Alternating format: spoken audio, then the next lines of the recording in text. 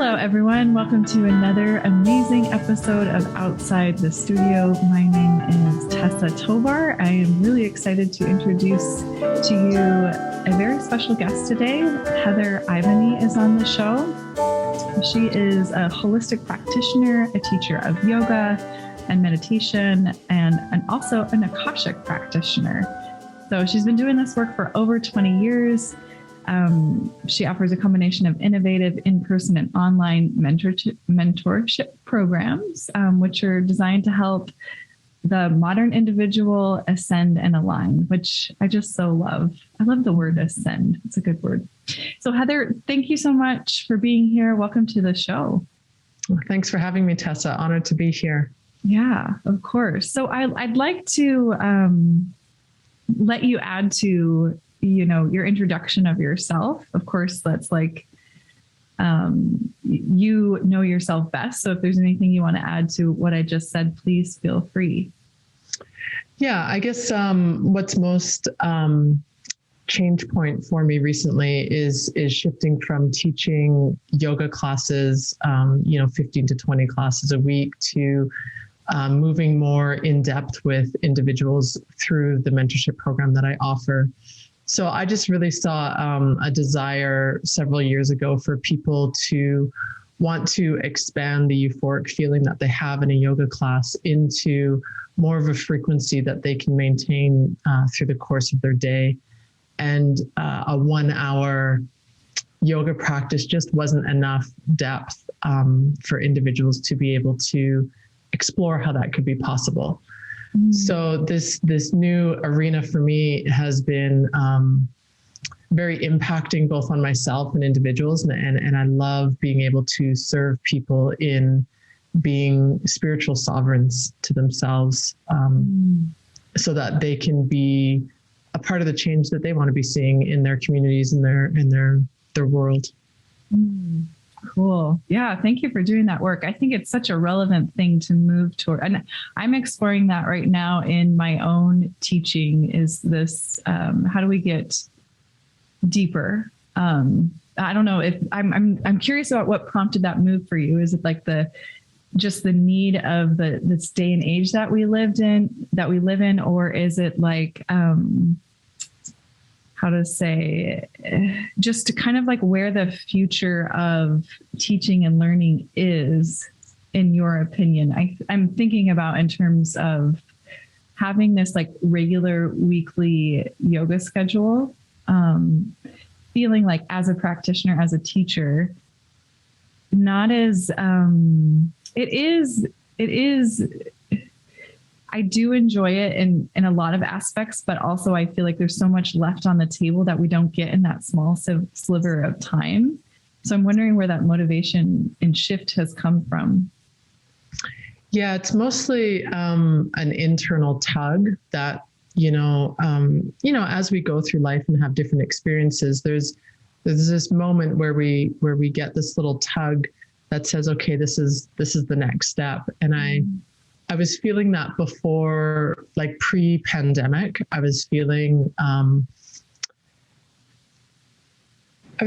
that the urge and the need from community to go deeper. And I was noticing that as teacher in the classroom, I was wanting to spend more time in discourse than asana. And out of respect to what people were coming for, I was honoring the asana, but I was really longing to have deeper discourse. And just, as a teacher that after class students come up and it's usually by the questions that they're asking that we get hits as to what type of workshops to offer, what types of programs to offer, what types of retreats to offer. And so that's also where it came from was just this real longing for depth that people had, and they just couldn't get on the track that they wanted to be on by simply attending a group class a couple times a week. So it was, and then when pandemic hit, second or third shutdown of studios, that was just when it was like, well, this is perfect timing. I mean, it's just a great time to make that transition. It was very smooth for me. And it feels very natural. So I think that's the other piece is when things feel like they're in their natural state, that's a great time to move into it. And also it's a great time when we feel the nervousness and the anxiousness, because that's showing us where our next growing edge is. So yeah. I love that. That's a great way to tune into the intuition and read the, I guess, tea leaves, as it were. I want to, so good for you for honoring that. And I want to come back to a key phrase that you said just a few moments ago, spiritual sovereignty. Can you define that for us? What does it mean to you? Yeah, it metamorphosizes weekly and monthly, which I love. But where I'm at right now is, really leaning into how can we dismantle this power over that we're so traditionally used to with thinking of sovereignty, is that sovereignty exists by one system, state, individual having power over another. And this is very traditional. This is very historical. This is very overly masculinized. And what's really starting to turn the tides, I find, with our current climate is how can we be sovereigns of our own selves by seeking the power within and bringing others to join us, so that we are having power with rather than power over. And a lot of it is simply attuning to our very inherent and innate authentic self and letting that be more on the surface and having the confidence to let that pour through the layers that we have that we place upon ourselves. And it can show up in, some of us are really seeking financial sovereignty. Some of us are seeking business sovereignty. Some of us are seeking sovereignty within ourselves. I primarily work with people that are looking to be spiritual sovereigns. And I have a beautiful tribe behind me to refer people to other resources of support for the other areas that they might be interested in. But spiritual sovereignty is important to me, mostly because I entered into the yoga realm to have a space that was free of the dogma that I grew up with in being a part of religious communities. And yoga really offered this opportunity to be in an arena of experiencing consciousness, but not having a specific religion to pin it to. It essentially augments and enhances any religion and no religion all at once. But what I noticed, as much as I would encourage individuals to lean into designing a practice that serves them and supports them, this is still an area I find in present day where we just love to hand this over to a teacher and just tell me what to do, as opposed to taking action, to being responsible, to sourcing inwardly how to make this not only possible, but very authentic to my own truth. Yeah, you said something just now that so resonates with me, is the practice or the idea of handing it to someone else to kind of make the decision. And I wonder, what do you think that, I mean, is it human nature? Do you think that it's too, it feels like too much pressure to make the decision ourselves, that we don't trust our intuition? Why is it such a battle? Yeah, I think that's part of it. I mean, if we go into our cultural history of how so many centuries worked very hard to eradicate individuals who wanted to operate from intuition, right? So it's in our culture. It also, I think, stems, like we can release that, many of us take this on in form of fitness or exercise or eating right. We hire the teacher to teach us how to do it, and then we figure out how to do it on our own, and then we come back to the teacher when we need an update or a little bit of a shift. But there's something in the practice of spirituality where there's a codependency that I really sense and feel is not as necessary as we think it is.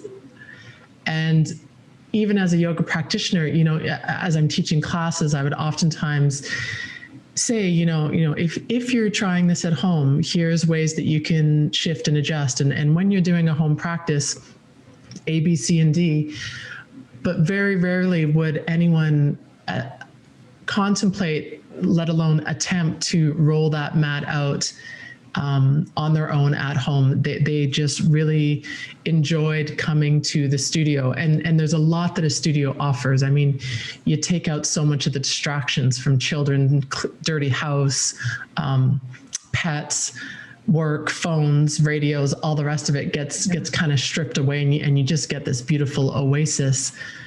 And yet, prioritizing that on our own to make that a necessity in our own abode of our actual physical house doesn't seem to happen. And I got very curious as to why. And so that's what I work with now. I support people in being comfortable with present moment, working through the resistance of what prevents them from wanting to create consistency with a practice of their choice, meditation, breath, mindfulness, yoga, whatever it is. And how can we allow resistance to be our ally rather than our enemy? And those are kind of the key components to making that shift for most people, I feel. But it's very stemmed culturally, I do find, and patriarchally as well. Yeah. And so this is making me think of the topic of intention in terms of why do we show up to our mat? What is it that we're speaking inwardly or outwardly when we're trying to build a practice that has that stickiness? So I think what the question is why is intention such a key component when we work with our changing beliefs and moving into that sense of intuition or expansion, whatever you want to call it? Yeah, so intention is the bedrock of any shift or change that we want to be making. So it's one thing to want to change. It's another thing to actually start to move into the process and the transition of creating that change. And for some, it's they want to be growing and expanding. And for others, they're trying to unstuck themselves, right? They're trying to move through certain blocks that they have. And so resistance is very powerful, and you can interchange the word resistance with subconscious mind or ego. They all play on the same record. And when our resistance is strong, it requires a force greater than the resistance to help us to get over the inertia that resistance creates. So rather than focusing on why I can't do something, I start with individuals focusing on why they want what they want. Mm-hmm. So it's one thing to want it, but then why do you want that? And if I'm, moving into meditation because, it's in vogue, it's what people seem to be doing these days, and, maybe it's the next thing that I'm going to try is meditation. Well, that intention is placed onto like a very sandy bedrock, right? It's not, doesn't have strong roots. The foundation isn't very stable. So that when my resistance shows up as laziness or not having enough time, or it's too noisy in the space that I'm in, when that resistance starts to present itself, it's very easy for me to sway in the direction of resistance because my intention isn't very strong. Whereas if I'm aware of how my lack of patience with my children is starting to overrun my day, and I'm not very proud of, how I'm speaking to my partner or how I'm showing up for people that I work with, these sorts of behaviors are starting to become a way that I don't want to be anymore, then my intention is going to feed off of that. My intention is going to formulate from that desire to want to be more peaceful, to want to be more compassionate, to want to be more curious about solutions rather than feeling into the need to always be right. So I formulate that intention in a powerful I am statement. So I is the individual self, and am is the creation of the universe, right? You can call it Shakti energy or universal energy.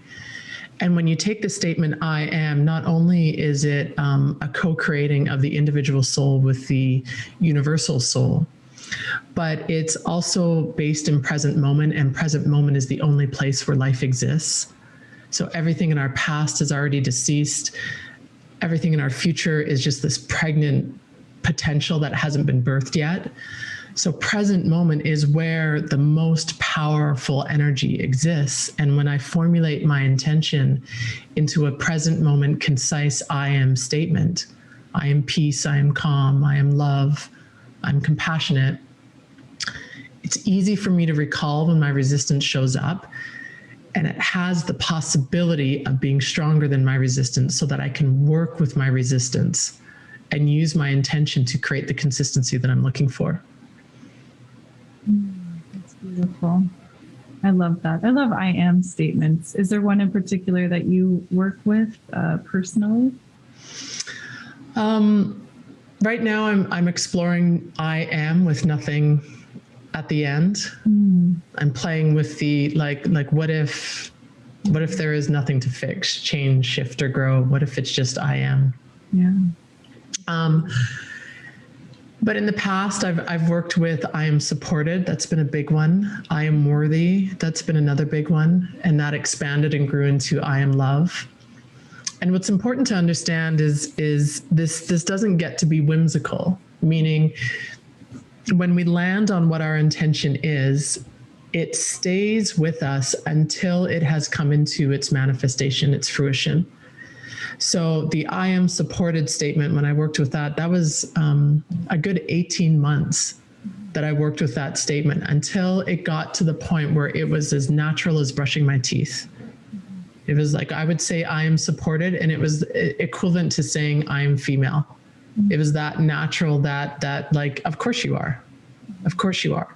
And that's what gave me the indication that this was no longer needed, and what wanted to be looked at next. Or how do I want to just pause and not have to go into the next layer of work and just allow myself to sit with my being for a while rather than always focusing on my becoming. Thank you for saying that. I think that's such a key. Yeah, that graciousness to give yourself time to pause and also to notice when something has become a part of you it's such a helpful tip. I really appreciate that. I was thinking about that in terms of yoga nidra, which we often work with, sankalpa, which it's a very similar kind of process. I think I get the question often about time frame, because usually sankalpa is related to a specific period of time. And I ask myself this all the time is, okay, well, how do I know when it's time to move on from that sankalpa, right? So I think that's something that you're speaking right to, or that you just did speak to. So I think I'd like to explore the Akashic Records. Could we start off by, would you just tell us what the Akashic Records are? Yeah, so Akasha in Sanskrit means spirit or space, and records is like a recording, but it's not it's not an actual recording, but it is a vibrational imprint of your soul's history through all, if you're open to it, through all timelines, dimensions, and realities. So that includes past lives, that includes other planetaries, if you're open to it. And every thought, deed, and action has a vibrational energy to it. And that vibrational energy forms an imprint in the etheric field or quantum field. And in a sense, it's recorded. And when we think of the Akashic Records, the easiest way that people work with this is creating a visual in their own mind of like an etheric library. And within that library is a book, and that book has your name on it, and that is the whole contents of your soul to date. And what the Akashic Records offers is that when we dial the radio signal to a specific soul, rather than just getting this chaotic mess of information coming in, because if you think about it, that's a lot of details that would be housed in this book if it has every thought, deed, and action of all lifetimes. What the Akashic Records does is it organizes it in a sense, so that as it comes through the quantum field or etheric field and into the download of the individual, it makes sense, and it's relevant to present moment, and it's supportive to what the individual is working on in that moment. So I'm wondering about how does the Akashic Records, the study of, the use of, or maybe does it at all, relate to the idea of karma?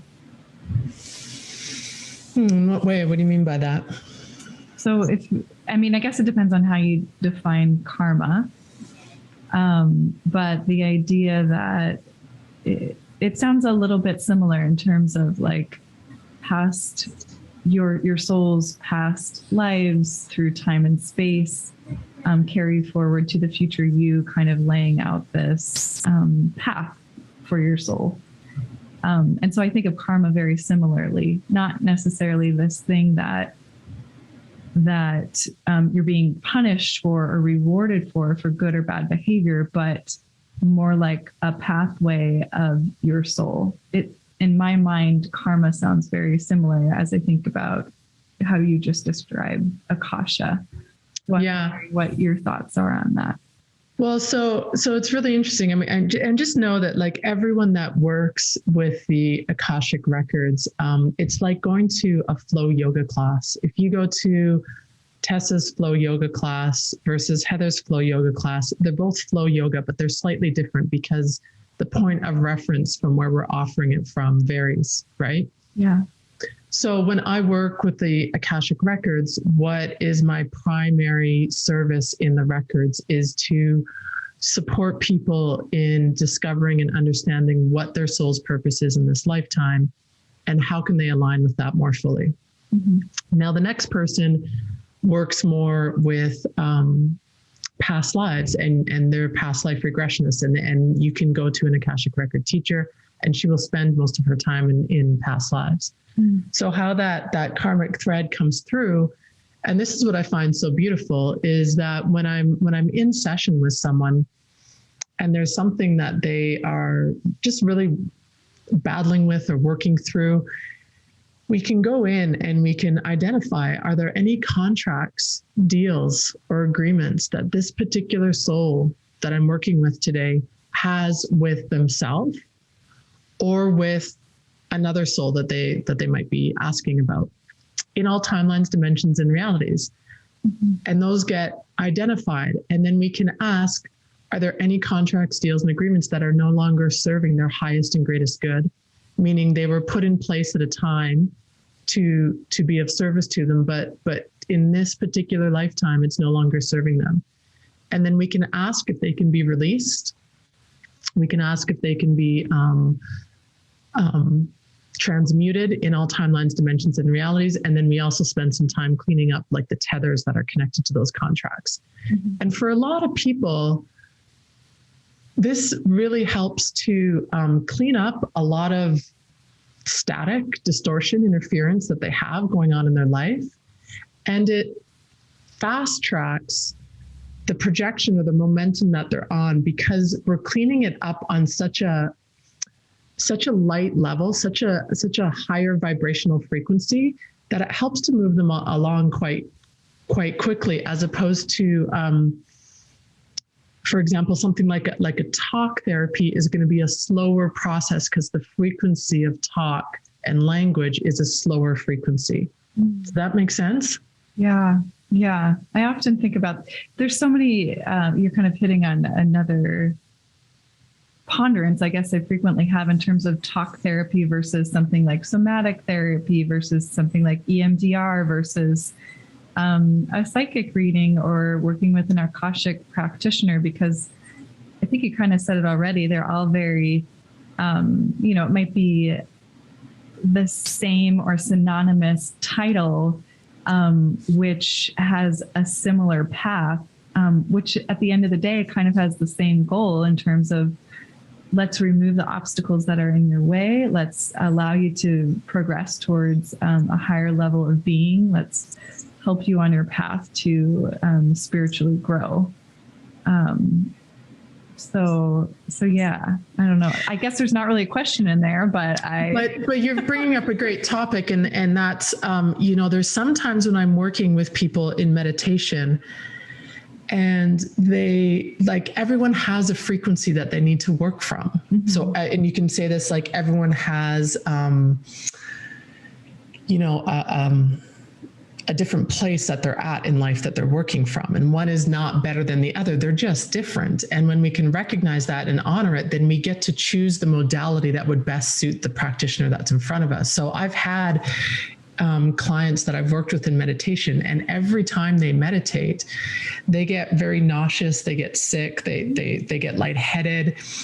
And when the meditation is done, it goes away. So that tells me that it's not an actual physiological disease of any sort. And if they're concerned about that, they can go and check in with their doctor. Mm-hmm. But what it's sharing with me is that there are two things. One, the potency of the meditation is such that it is taking them through an acceleration or an upgrade, if you will, in their consciousness that is a little bit too much for their body, their physical body, to handle. Mm. In which case they might choose to either stay with it and see if they're comfortable breathing through it and letting it have space and just giving it the time it needs to work through their system.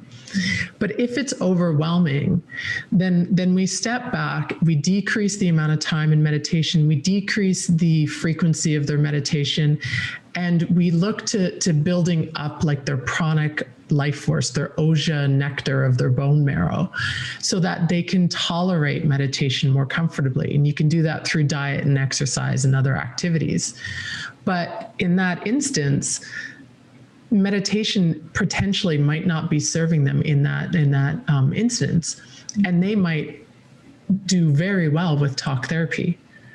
And then I have many clients that are like, I've been in talk therapy for 18 months. I'm going nowhere. I need something different, something that's going to work at a different level than what this is working at. And within weeks, they're much further ahead than they thought they would be, because they're just choosing a different frequency to work at it from. Mm-hmm. So you honor the person and you serve what is in front of you, not imposing what you think that they should be doing. Yeah. Oh, thank you. You just took what I was trying to say, extrapolated it, and beautifully repackaged it. Good. Thank you. This kind of has me thinking about the subject of, I think, like, rest in terms of, do we give ourselves permission to listen to the body when it's speaking to us and honor that in terms of, when do we take vacation? How much vacation do we take? Do we allow ourselves to take a nap? What is our natural circadian rhythm like versus a forced circadian rhythm, in terms of, kind of like, I think of it like this modern day way of living where 365 days out throughout the year, maybe we have this goal of getting up at the same time and going to sleep at the same time, which may not be in alignment with our circadian rhythm.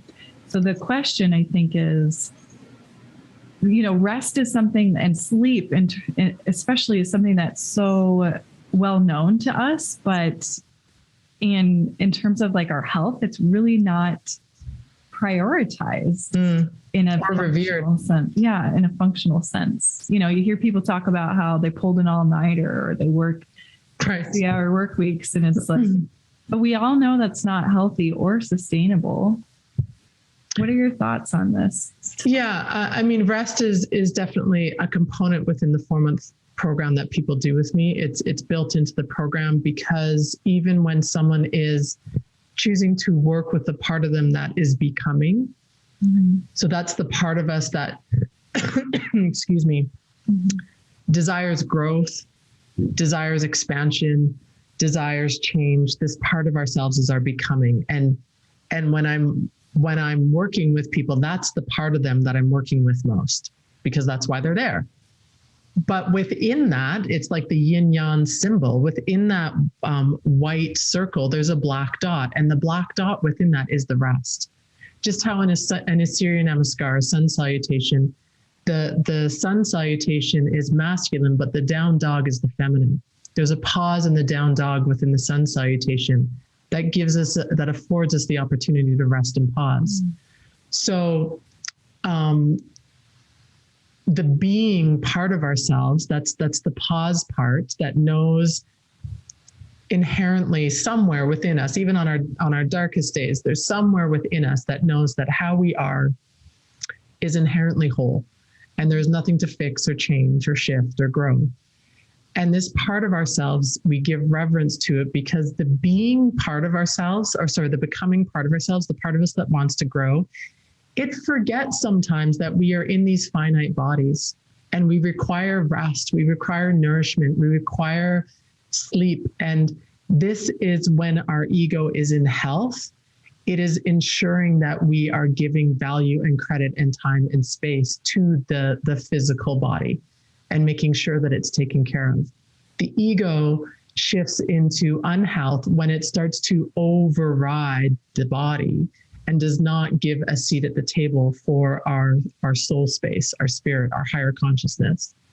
And it says, you know, everything you do is unsafe, and we're just going to do everything we can to keep you safe, even if it's at the compromise of thwarting your growth and expansion, which is what your higher self is here to do. So rest, you're right. It's not prioritized. It's not revered, but any yogi, priest, priestess, mystic, this is the magic that each and every one of them knows is the depth that is reached by tapping into the quiet pockets of ourselves and offering opportunity to get very comfortable with the unknown, and that comes through rest. But so when I'm working with someone, though, if they're very type A, I mean, most people that come to me, they wouldn't come to me if they were comfortable with present moment, if they were comfortable with slowing down. I mean, so it's training them to build relationship with this quieter part of themselves, this part of themselves that does want rest and wants reprieve.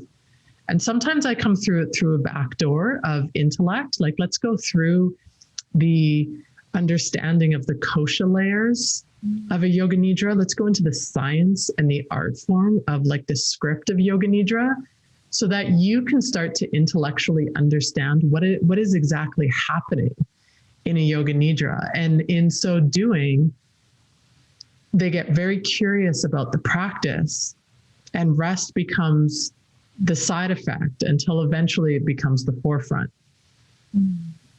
And then the individual who's just like, oh my God, I need to rest. I can't even, like, I got such brain fog and I'm forgetting everything all the time. Then it's like, this offers you a deep form of rest. And let's look at your sleep patterns at night. Let's see how we can make that more optimal and have deeper brainwave states that you need in order to feel more coherent in the morning. Yeah.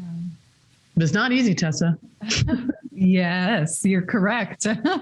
From firsthand experience, I know this. And I think this is a good segue into the topic of ritual and creating sacred space within the home or somewhere that's accessible to you. to foster that sense of ritual, especially when we're thinking about, okay, well, I need to integrate more rest into my life. I need to foster that sense of my ability to rest and embrace it. So I think this probably is a two-part question, and I'm wondering how you work with clients when they're very resistant to rest. And also I'm wondering, well, let's start with that. Yeah. So, and the other word that I like to plug in here, just, some people are very, they love the esoteric. So I'll use Sankalpa versus intention. And some people are more, I like to call it meat and potatoes. And so they prefer words of intention. So ritual and altars and sacred pockets during the day. Another way that you can phrase that is habits, if that's an easier word for you to get on board with. And so when anyone's in resistance to creating a routine or a habit or a ritual of including this in their day, we pare it back. Easiest way to do it is to pare it back. So you're going for consistency over intensity. Your 20-minute meditation is going to become a 5-minute breath pause 3 or 4 times a day. Your 40-minute yoga nidra, which, as you know, yoga nidra defines its beginner, intermediate, and advancement through the length of time that you're in yoga nidra. So an hour-long yoga nidra is a highly advanced yoga nidra versus a 20-minute yoga nidra or a 10-minute yoga nidra. So if someone's just building relationship with rest, yoga nidra might even be too much of a step. I might start with, can you drink your cup of tea or coffee in the morning without any other tasks going on at the same time? Can you sit on the couch and simply contemplate the snow falling outside versus drinking the coffee, making the lunches, and planning what your 9 o'clock meeting is going to be all about? And so you take what is familiar with the individual. If they're familiar, if they do start their day with tea or coffee, you take that familiar routine that they have and you work with it. So we're going to monotask this habit, this ritual that you have, rather than multitasking it. And then from there, we might add, maybe at noon, we're going to do a 5-minute breath pause. And maybe what we're leaning into by the evening, when our willpower is kind of diminished and our ability to stay consistent is harder, we're simply going to start the bedtime routine 40 minutes earlier. So iPads off. You're changing into your pajamas at that time. You're maybe having another cup of tea, reading something that is light rather than heavy, and you're just slowly easing yourself into the sleep space. And maybe eventually in a couple of weeks, then we can start playing with the yoga nidra. But I find individuals that are really challenged to rest, they can't get to a brainwave state that's low enough in a nidra to be able to attune to the subtleness of the practice. And you've probably had this experience. If you're riding on the surface of yourself, listening to yoga nidra, it can sound very nonsensy. It can sound very like what is going on right now? It just sounds ridiculous. Right hand thumb, first finger, second finger, right? It's ridiculous. And it's not unless you're beyond that surface layer of yourself and into the subtler brainwave states where it is massaging the body through the cerebral cortex, and you start to feel these subtle shifts that happen. But if you're not there, it can sound ridiculous. And so I can't force someone to do it if they can't even get themselves to a place where they can relax enough to be able to be receptive to what the practice is offering. Yeah. I'm thinking about when I first started a yoga nidra practice, and I would have my phone by my bed because I would do it in bed at first. And I wouldn't use headphones. I would just press play on my phone. And my husband would oftentimes come in to halfway through the nidra where we were going through the body scan. And I would usually be listening to Rod Stryker. I'm not sure from his work. So, and it almost sounded like you were impersonating him for a second. My husband would crack up. Like he would just be like, what in the heck are you listening to? Because all he would hear was big toe, second toe. Yeah. So, and you're just like, yeah, honey, just try it. I know. Just try it. It's amazing. I'm like, come on, just lay down. I had a similar experience when I first started getting into nidra, and I was listening to a lot of Bruce Lipton and Joe Dispenza, and I had it was Bruce Lipton. I had just an audio recording that I was listening to, and he can be very like rah rah rah, and same thing. My husband came in and he was like, "What are you listening to?" And I'm like, "Oh, it's, changing your brain and programming and all the rest of it." And he just goes, "When are you going to know, like, just cut it out for a little bit, love. And just, when are you going to know, And I was like, yeah, he is kind of irritating to listen to. It was like, yeah. So yeah, you're right. To the external observer, it you can't explain it until you've actually experienced the deep levels of relaxation that Yoga Nidra offers. And what's interesting about that practice is it's kind of been dubbed the way that you reprogram your brain, which is this lovely side effect that Yoga Nidra has, but it waters down the essence of the practice. And the heart of the practice is offering a deep state of relaxation that we didn't even know was possible until we experienced it. And as beautiful as it is to reprogram the mind and have this ability to have new habits and patterns, it cannot come at the cost and the expense of forgetting what the inherent origins of that practice are all about. Yeah, thank you for saying that. So I started off with that first question, kind of saying I was going to break it into two parts. So beautiful, eloquent answer to the first part. Thank you for sharing. The second part of that question is, in terms of ritual, do you have your own daily ritual, monthly ritual, yearly ritual? What does ritual look like in your life? Yeah, I have both. And what I love that you brought in earlier was, letting that rhythm change with the seasons.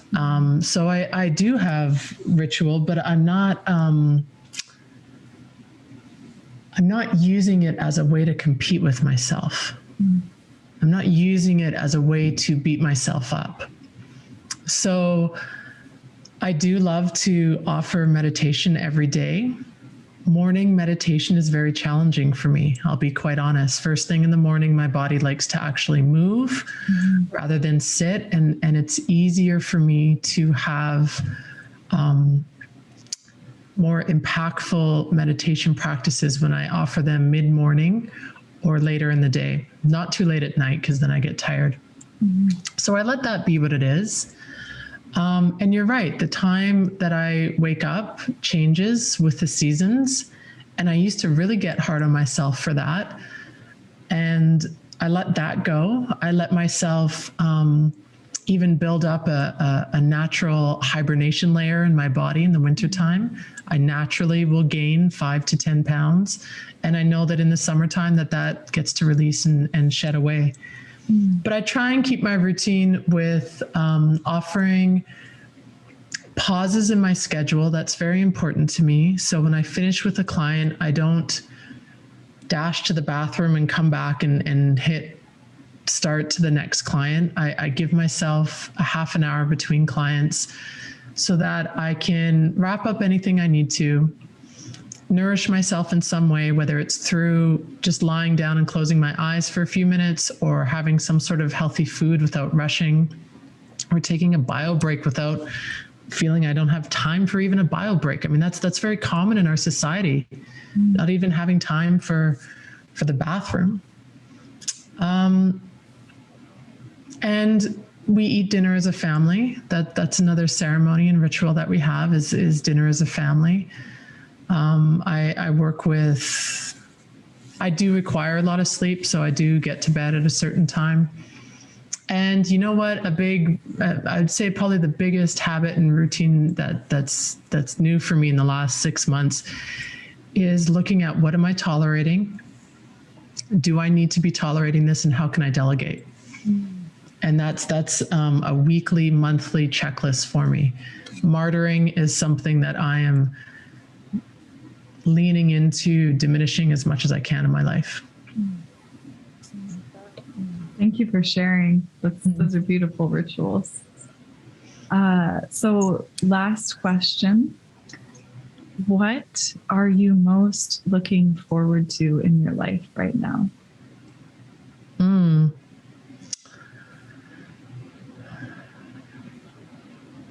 Freedom, inner freedom, external freedom. Yeah, in all areas, like in the way that we relate to each other, in the way that, in the ways in which financial abundance offers us freedom, in the ways in which we listen to each other and we get curious and we stay humble, so that those that feel disenfranchised have an opportunity to be heard. I feel that this is accelerating, and it's creating more friction. But when we choose to look at our conflicts, it provides a future freedom. How about you? Beautiful. Well, gosh, I feel like I work so hard at being here right now. So asking that question to myself, I have to pause and think, what am I looking forward to? And I think there's a lot that I'm hopeful about a future where,